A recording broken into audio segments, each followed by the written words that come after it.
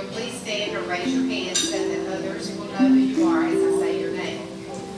Hospital Authority Chairman Aretha Davis is with us tonight. Hospital Authority Vice Chairman Doug Ellis and his wife Pam are also here. Hospital Authority Secretary Brenda Purvis and her husband Mike have joined us. Hospital Authority member Pat Perry and his wife Charlotte are also present. The administration team of the hospital is representative as well. We are glad to have with us the hospital Chief Financial Officer Greg Jones, Hospital Chief Nursing Officer Lisa Austin and her husband Randy.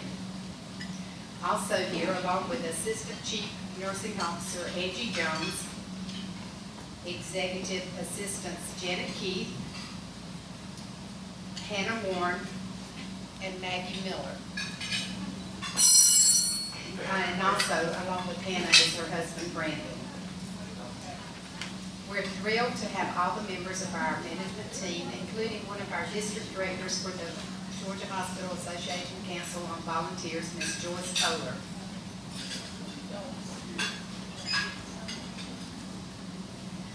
We're delighted to bring you the keynote speaker, Dr. Jaw, our new oncologist. And we're also glad that he brought his wife, Ashley, with him tonight to Jessup. Ms. Amy Berger of Rose Touch Arts has provided the loveliest music tonight and also for a number of our events in the past. I would also like to introduce my special guest, my daughter, Tamara Hutchison. A couple of other special people we need to recognize this evening, two former volunteers that have given years of their lives to service to our hospital.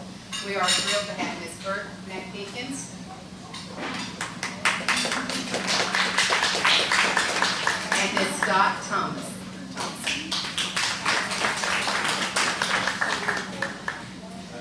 We are ecstatic to have so many special guests who wanted to be with us tonight. It is now my pleasure to present you your Chief Nursing Officer, Lisa Austin.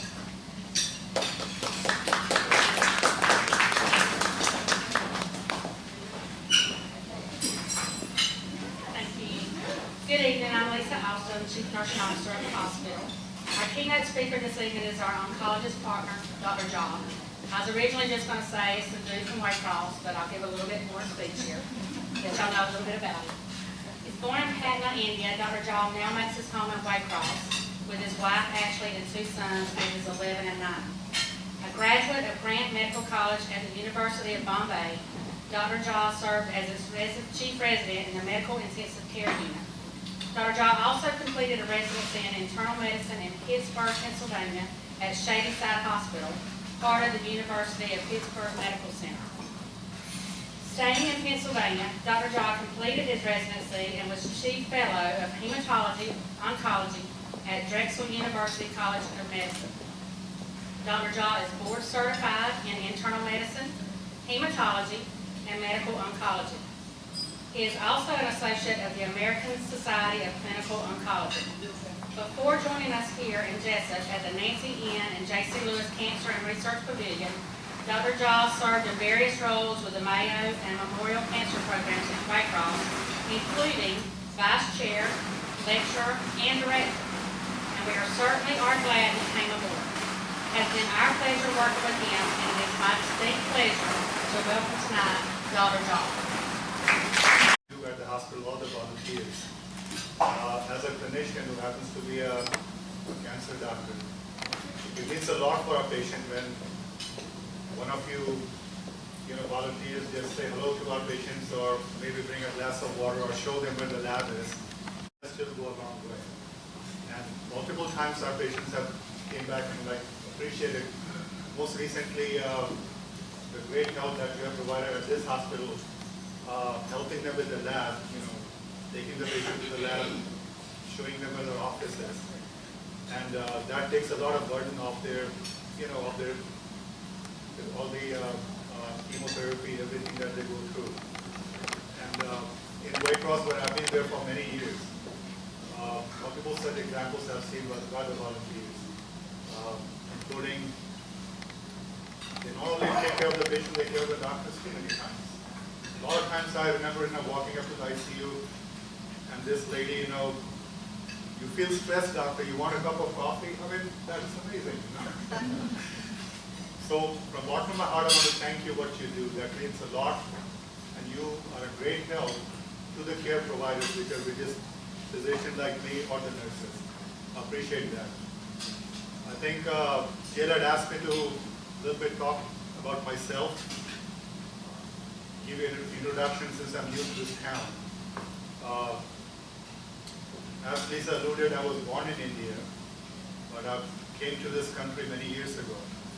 And I did my training in Pittsburgh, my residency, and then I moved to Philadelphia, where I did my training to be an oncologist. And it was by accident I ended up in Waycross in 2005. I had to serve for 3 years in a rural area, and I wanted to come to Florida away from my parents. I was single, I was young. And I got a job in Waycross. I've never heard of the camp. In fact, there are 2 guys in my class, Ryan Calabrese and Jonathan Rosenbluth. They basically told me I was crazy to go to South Georgia. I said, what is wrong with Pennsylvania?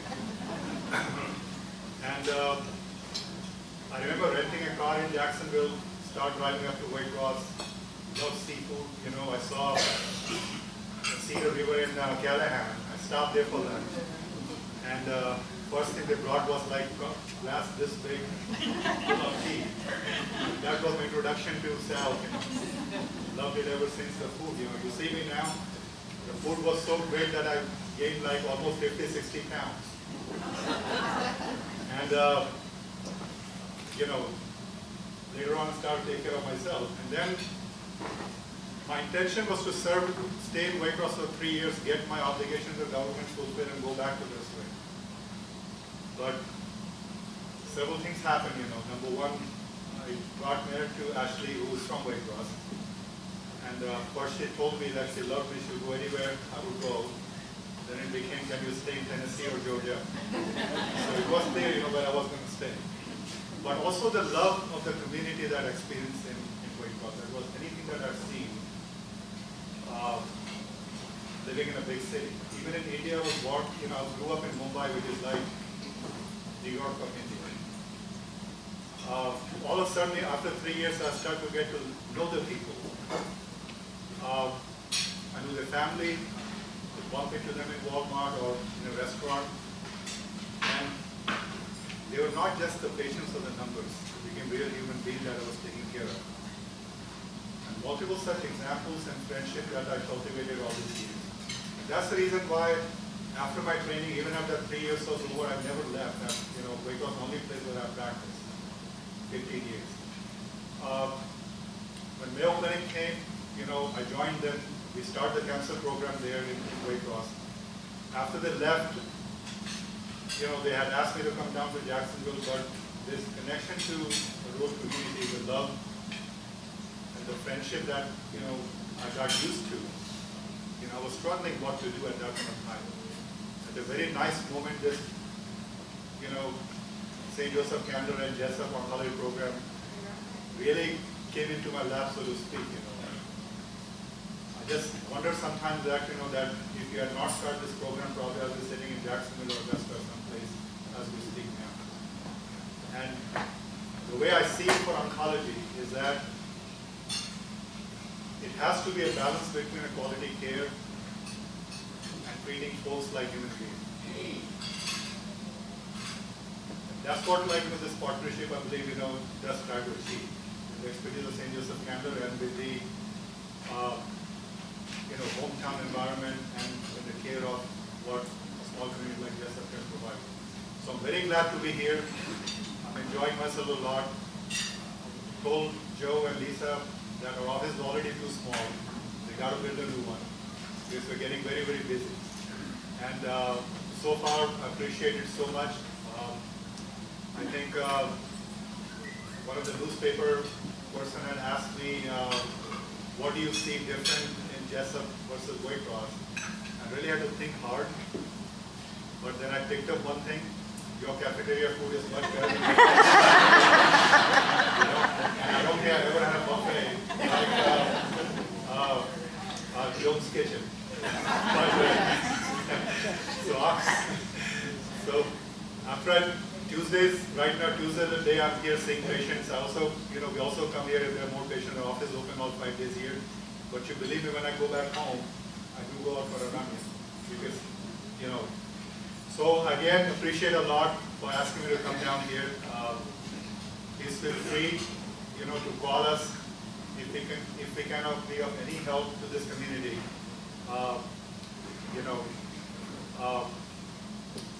And at the end of this, I want to thank the volunteers again. You do bring a smile to my patient's face and make the life of us providers much, much easier. So thanks a lot. Can you hear me? Thank you, Dr. Jaw, for your words and being here tonight. It's now for our yearly check presentation. Through all of our fundraising efforts, we are able to donate $27,000 to the hospital. This amount pays for all 8 infusion chairs and the Nancy N. and J.C. Lewis Cancer Center Research Pavilion at Wayne Memorial. There's also a commemorative sign that will be going up in the room where the infusion chairs are, so that any patient who enters the room will know that in addition to the staff, our volunteers support them in their battle to overcome their cancer. Will members of the hospital authority, Greg Jones and Miss Lisa Austin, please join me for the check presentation photos. And after the photos, any of you are welcome to stay at the podium for any remarks you'd like to make. Thank you so much. Would y'all come up, please?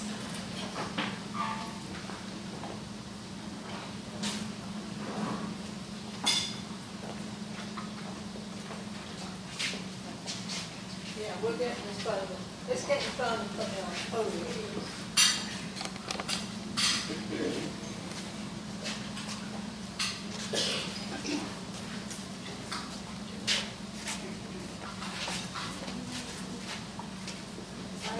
This side?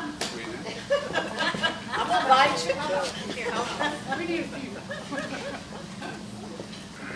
We'll balance it out.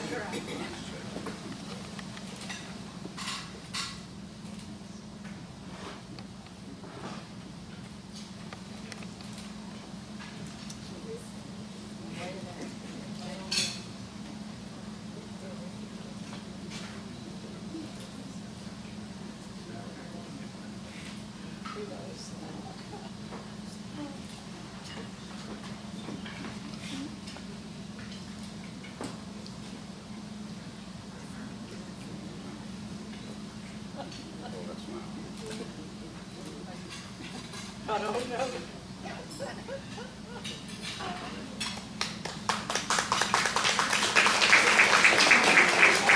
As well as our members of administration and their guests.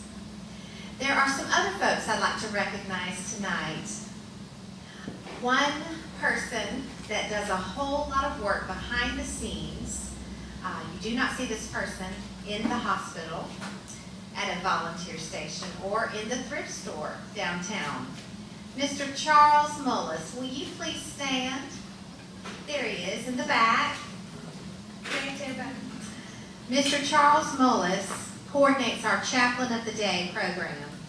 It's so important for us to have a chaplain available to any patient or staff member. And Mr. Mullis does it diligently, day in and day out, to ensure that our patients' needs are met. He works many hours on that. Speaking of hours, I want to congratulate all of you volunteers for the number of hours that you've just given of your time this past year to our hospital. That number is 14,550.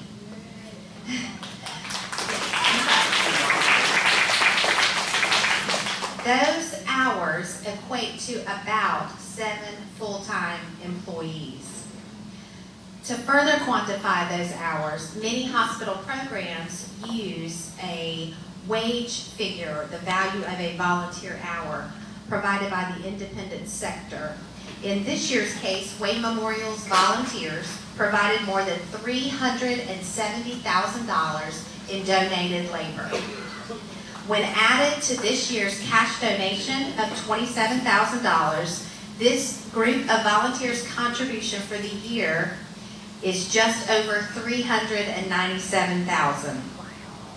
That is also,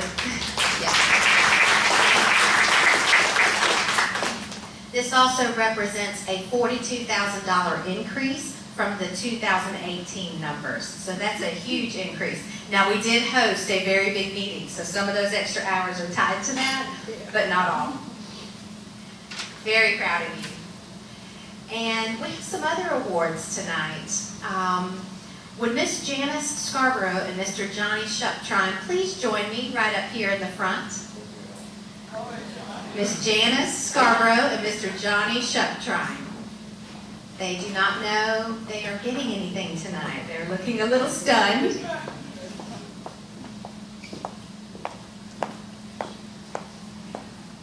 right up front.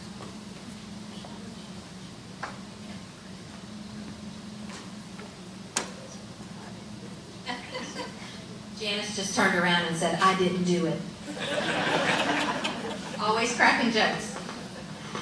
For those of you that don't know, these two very special volunteers run our 2 retail areas that are 100% staffed by volunteers. That's a challenge in and of itself with vacations and sickness. No paid staff, 100% volunteer staff. Mr. Johnny takes care of the thrift store. Miss Janice takes care of the gift shop inside the hospital. You all have provided leadership year in and year out, and we've never formally recognized you at the banquet. Today that changes.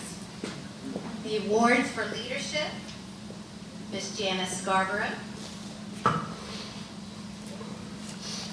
Mr. Johnny Shuptrine. And if you'll just pause a moment for pictures.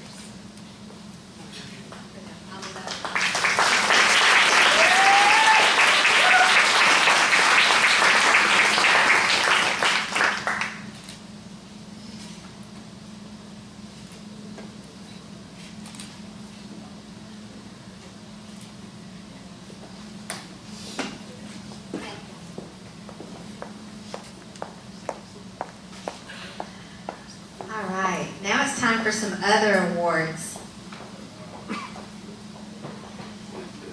This volunteer came to us bright-eyed and bushy-tailed. This is a newer volunteer. This person, unknowingly, had to jump in on some situations pretty quickly and figure some things out. For example, for our large spring meeting that Ms. Toller alluded to previously, we were hosting 12 other hospital volunteer groups in our district. It was a day-long meeting, and the hospitals in the district take turns each year. So about one time every 10 years, we get to host it. So, when we had a meal planned for lunch, we had also a little light continental breakfast, because many of these people were traveling upwards of 3 hours to be with us that day. So we had to take care of a little bit of a breakfast and a lunch. We did have one attendee from another area that had specific dietary restrictions. And our volunteers are all about service, and this person is too. And this person took on this challenge like nobody's business. This was right up this person's alley.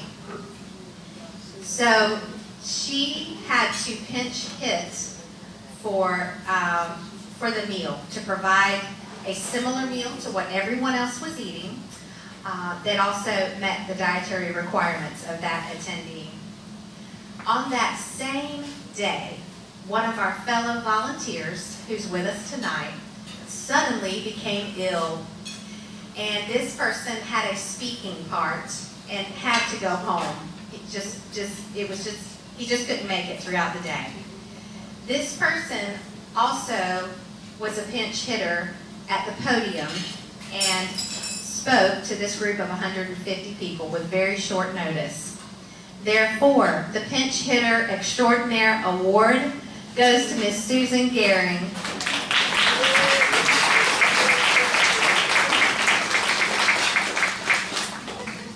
My name is not Charles W. Leggett. Charles M. Leggett.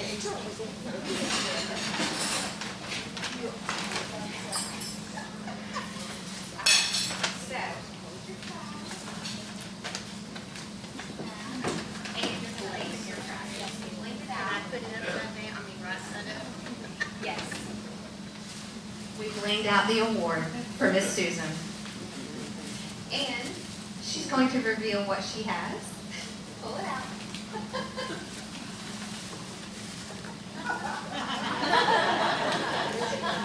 Your very own T-ball bat, Miss Pinch Hitter Extraordinaire.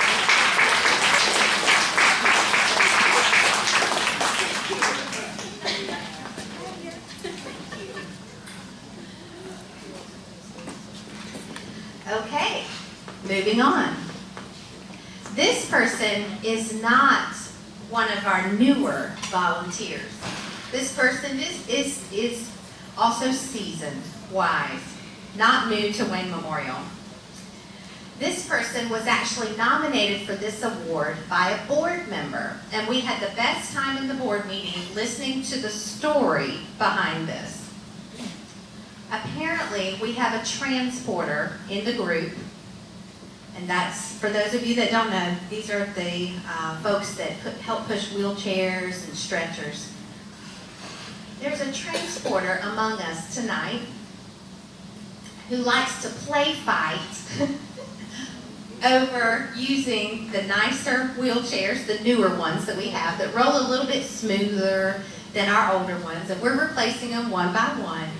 But the story that we heard was that maybe they get into a little play fight, or maybe there's some fisticuffs or what have you, because they really, really like the new wheelchairs that they have named Cadillac, Jaguar, Corvette, Ferrari. I don't even know the latest names, but they're naming them. So we thought it appropriate to provide this person with some workout gloves and weights so that he could be at his strongest for the next little brawl over the nicest wheelchairs in transport. The Bench Clearing Brawler Award goes to Mr. Wyman Dent.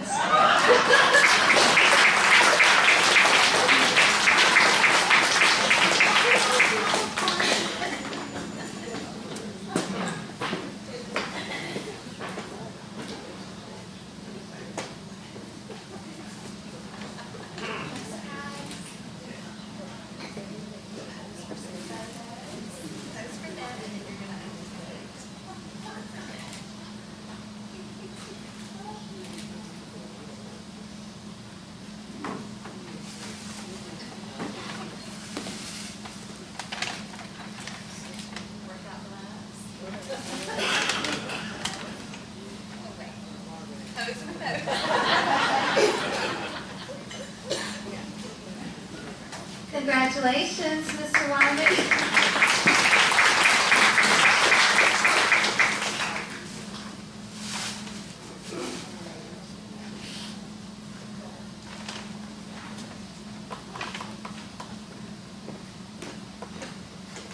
All right. Last but not least, this award goes to a long timer, not a short timer, not a new person.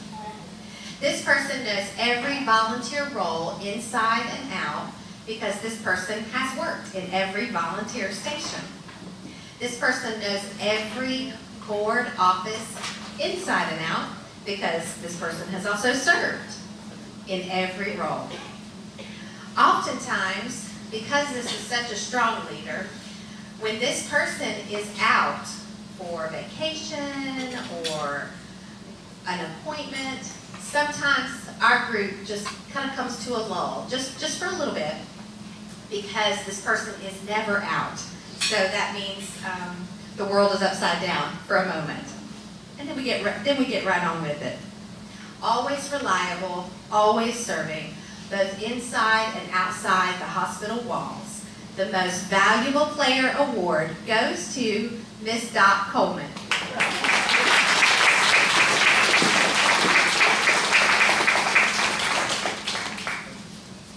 This is a surprise.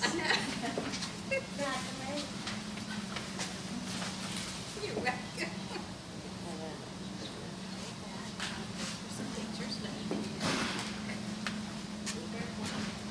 I cried after nearly 29 years.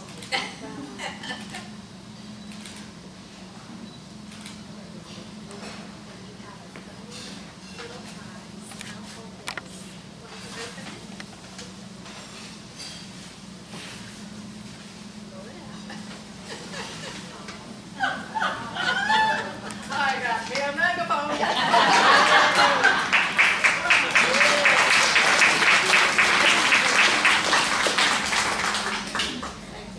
And it says MVP on her megaphone. And she used to be a cheerleader. So sweet.